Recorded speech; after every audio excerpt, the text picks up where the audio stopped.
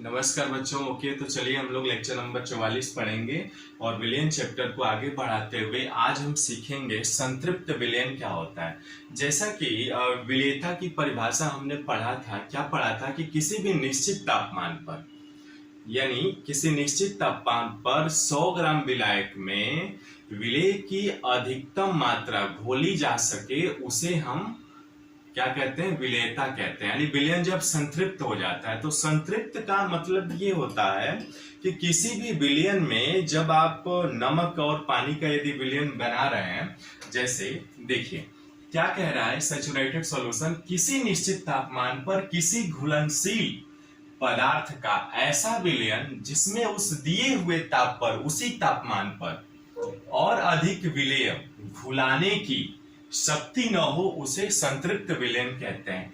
यानी जैसे देखिए नमक की किसी जलीय विलयन में, यानी नमक, देखिए नमक ले लिया और साथ में जलीय विलयन यानी पानी ले लिया, है ना, तो ये विलयन तैयार होगा, है ना, यहाँ पे विलयन तैयार होगा। अब देखिएगा ध्यान से, इसका मतलब ये हुआ निश्चित तापमान पर, यानी हमने मान लिया 30 डिग्री सेल्सियस निश्चित तापमान है, नमक लिया यानी इसको हम कहते हैं NaCl, और ये आपका जो विलायक है H2O, है ना, ये क्या है, ये विलेय है, विलेय जिसे आप सॉल्यूट कहते हैं, ठीक है। और ये आपका पानी क्या है, विलायक है, यानी विलायक, यानी जिसे आप सॉल्वेंट कहते हैं। तो देखिएगा इसका मतलब ये हुआ कि आपने मान लीजिए 100 ग्राम विलायक में आपने क्या किया, 10 ग्राम नमक मिला दिया, ठीक है। यानी 10 ग्राम नमक मिला रहे हैं, यदि पानी 100 ग्राम रखे उसमें नमक मिलाते गए, यानी 10 ग्राम नमक तक मिलाए तो पूरी तरीके से घुल गया वो। लेकिन जैसे ही थोड़ा सा और अधिक मिलाए वो घुलना बंद हो जाता है। तो यही मतलब है कि जब आपने नमक डाला ना तो वो पूरी तरीके से, यानी विलेय की अधिकतम मात्रा उसमें घुल गई।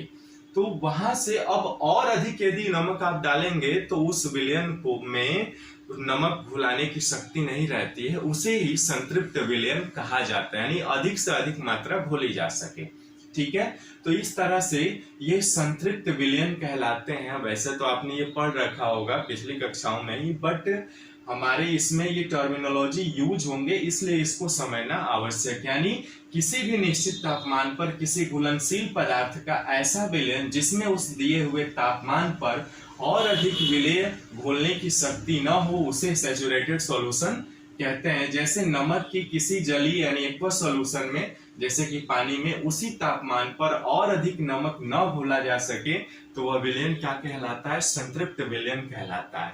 अब इसी का उल्टा असंतृप्त विलयन क्या होता है, अनसैचुरेटेड सॉल्यूशन क्या होता है, कभी कभी पूछ लेता है एक एक नंबर क्वेश्चंस में, ठीक है। तो ध्यान रखिएगा, और यदि आप चैनल पर नए हैं तो प्लीज चैनल को सब्सक्राइब, लाइक और शेयर करिएगा, साथ में घंटी का आइकन जरूर दबा लीजिएगा। ओके, मिलते हैं फिर नेक्स्ट वीडियो में एक नए कॉन्सेप्ट के साथ।